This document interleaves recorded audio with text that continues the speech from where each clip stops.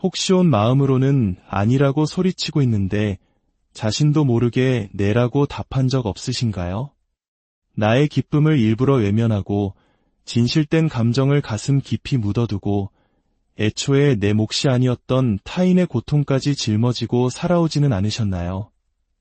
만약 길을 잃은 듯한 기분, 끝없는 피로감, 혹은 스스로가 부족하다는 생각에 힘겨웠다면 오늘 이 이야기는 당신이 오랫동안 기다려온 거울이 되어줄 것입니다. 진정한 치유는 바로 지금, 여기서 시작됩니다. 과거의 상처가 여전히 당신의 발목을 잡고 있다고 느껴진다면 당신은 결코 혼자가 아닙니다. 이곳은 우리가 함께 상처를 치유하고 성장하며 고통과 과거를 넘어 진정한 나를 재발견하는 공간입니다. 이 치유의 여정에 함께하며 마침내 온전한 당신 자신을 마주할 준비가 되셨다면 잠시 시간을 내어 구독 버튼을 눌러주세요. 여러분의 동행은 이 길을 걷는 우리 모두에게 따뜻한 등불과 같은 힘이 되어줄 것입니다. 여러분의 삶에 늘 평화와 은총이 가득하기를 기도합니다. 우리가 생존을 위해 자기 억압을 택하는 순간 우리는 그 이후로도 계속해서 스스로를 억누르게 됩니다. 이 패턴은 아주 어린 시절에 만들어지지만 평생에 걸쳐 우리 삶의 기본 틀이 되어버립니다. 이것이 바로 문제의 핵심입니다. 자신을 억누르는 것은 단순히 일시적인 전략이 아니었습니다. 사실 전략이라고 할 수도 없었죠. 그것은 우리의 몸이 우리의 존재가 생존을 위해 무의식적으로, 자동적으로 선택한 방식이었습니다. 내가 의식해서 한 일이 아니라 내 몸의 생존 본능이 한 일입니다. 하지만 무의식적으로 일어났기 때문에 이 패턴을 알아차리고 벗어나는 것은 무척이나 어렵습니다. 그렇게 우리는 청소년이 되고 또래 집단에게 인정받기 위해 나를 맞춥니다.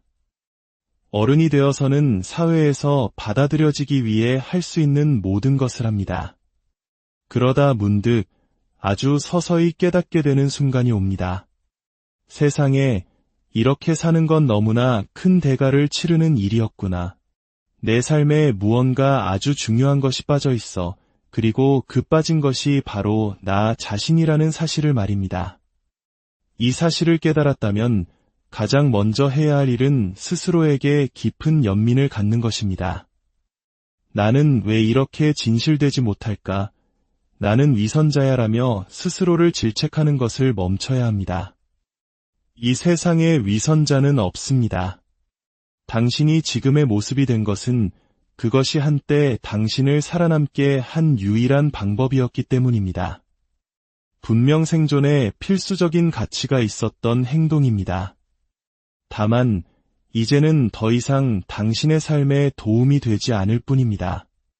첫 번째는 이 패턴을 알아차리는 것이고 두 번째는 그 패턴이 내 삶에 미치는 영향을 직시하는 것입니다.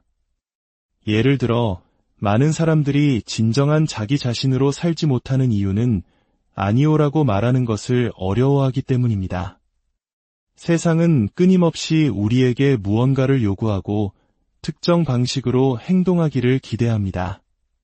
하지만 당신은 단 한 번도 아니오라고 말하지 못합니다. 혹시 개인적으로 이런 경험 있으신가요? 아니오라고 말하기 어려운 영역은 보통 두 가지입니다. 하나는 개인적인 인간관계이고 다른 하나는 직장 생활입니다. 특히 한국 사회에서는 정의라는 문화와 공동체 의식, 그리고 직장에서의 위계질서 때문에 거절이 더욱 어렵게 느껴질 수 있습니다.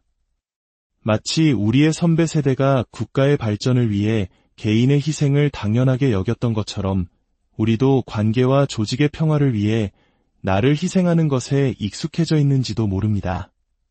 자, 스스로에게 한번 질문해 보세요. 내가 아니오라고 말하지 못했을 때 그것이 나에게 어떤 영향을 미쳤나요? 아마 많은 분들이 기운이 빠진다, 탈진 상태가 된다, 피곤하다라고 답할 것입니다. 아니오라는 이 짧은 두 글자를 사용하지 못하는 대가는 이토록 거대합니다. 기진맥진하고 피곤한 상태는 단순히 나 자신에게만 영향을 미치는 것이 아닙니다. 그것은 나의 배우자에게 그리고 나의 자녀에게까지 고스란히 전달됩니다. 그 파급력은 상상 이상입니다. 이것이 두 번째 단계, 영향 직시하기입니다. 그렇다면 세 번째 질문은 이것입니다. 당신이 아니오라고 말하기 어려워하는 그 이면에는 어떤 믿음 또는 이야기가 숨어 있나요? 만약 내가 거절하면 그 뒤에 이어질 문장은 무엇인가요? 아마도 기회를 놓치게 될 거야. 다른 사람이 그 기회를 채갈 거야와 같은 두려움일 수 있습니다. 즉, 상실에 대한 두려움입니다. 그렇다면 다음 질문으로 넘어가 봅시다. 그 두려움이 없다면 당신은 어떤 사람이 될까요? 아마도 훨씬 대담하고 두려움이 없으며 무엇보다 자기 자신에게 진실한 자유로운 사람이 될 것입니다. 개인의 자유를 얻는 대가로 몇 가지 기회를 잃는다면 그것이 정말 그렇게 중요한 일일까요? 나는 충분하지 않을 거야라는 이 두려움이 얼마나 익숙하게 느껴지시나요? 이 두려움은 언제부터 당신과 함께였나요? 아마 아주 오래전 어린 시절부터였을 겁니다. 그렇다면 이 두려움은 현재의 상황과는 아무런 관련이 없는 것입니다. 그것은 이기적인 감정이 아니라 그저 오래된 감정일 뿐입니다. 당신의 삶의 어느 시점에서는 분명 타당한 이유가 있었겠지만 지금은 아닐 가능성이 높습니다. 결국 우리의 현재를 지배하고 있는 것은 다름 아닌 과거입니다. 이 낡은 패턴을 어떻게 버릴 수 있냐고요? 그 영향을 인식하고 그 근원을 이해하는 것입니다. 그리고 스스로에게 묻는 겁니다. 이 두려움이 지금 이 순간에도 정말 필요한가? 정말 사실인가? 그리고 깨닫는 것입니다. 아니, 나는 사실 자유로워질 수 있어 진정한 나 자신이 되는 법.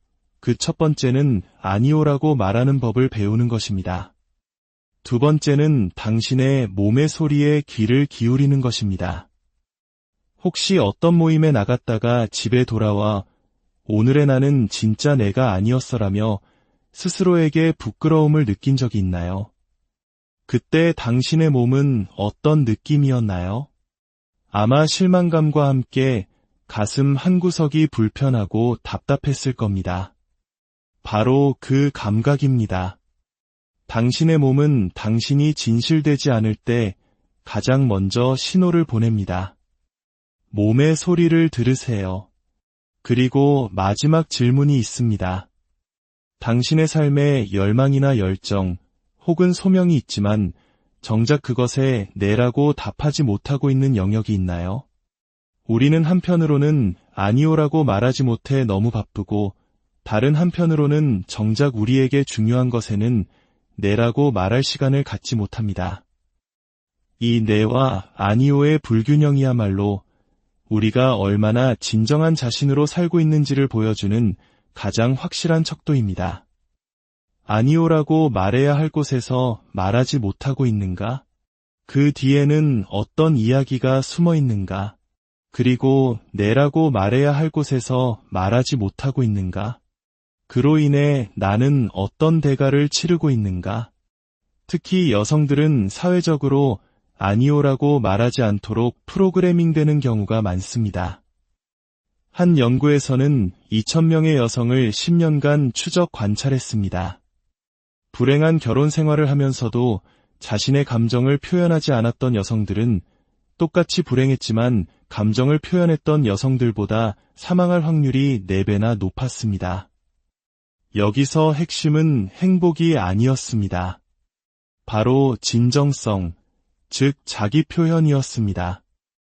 우리는 타인이 나를 어떻게 보는지에 따라 역할이 정해지는 사회에 살고 있습니다.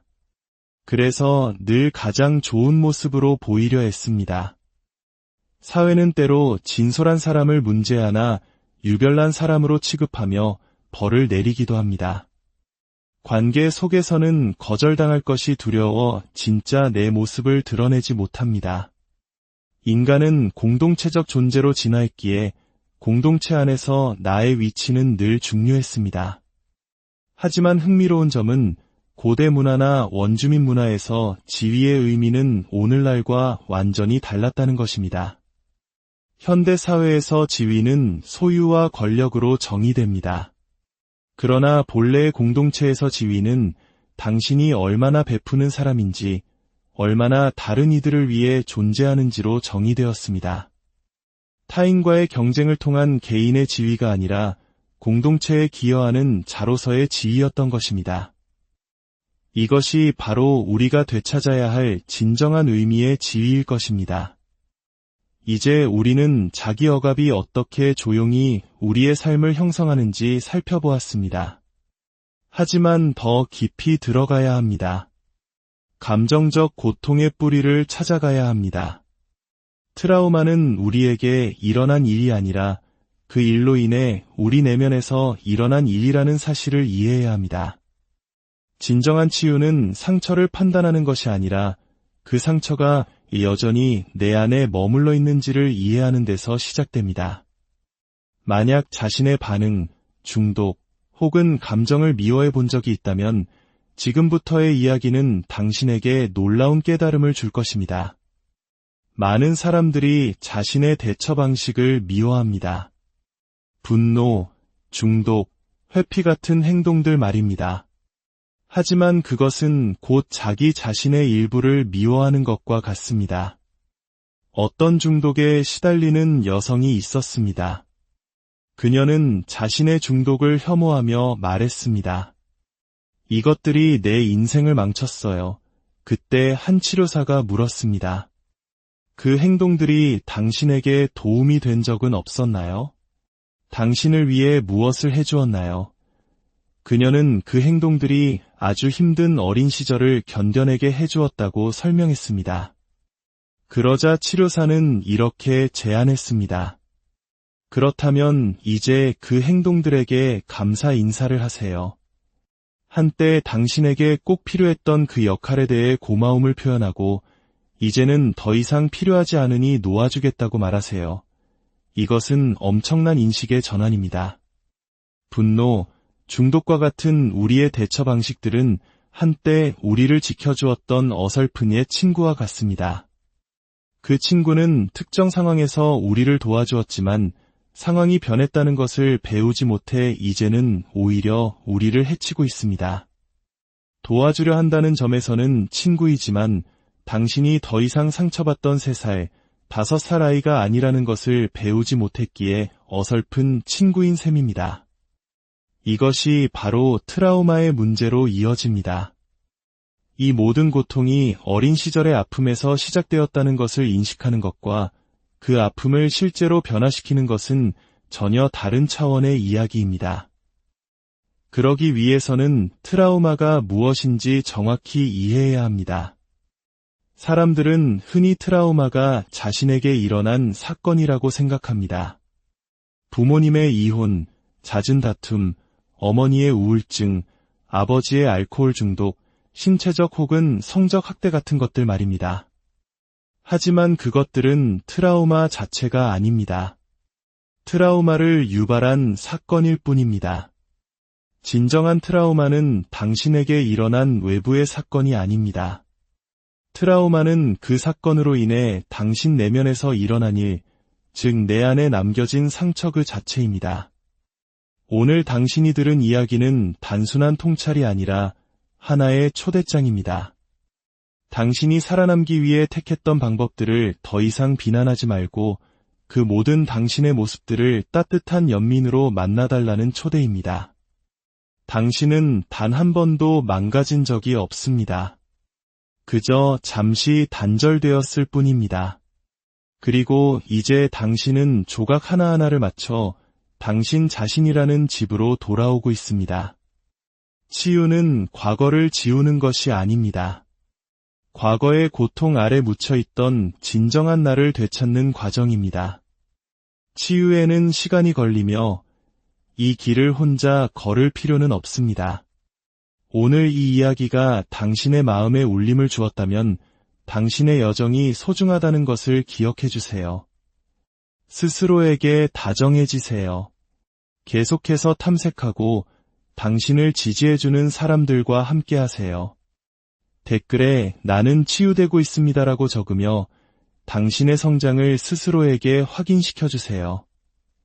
당신은 소중한 존재이며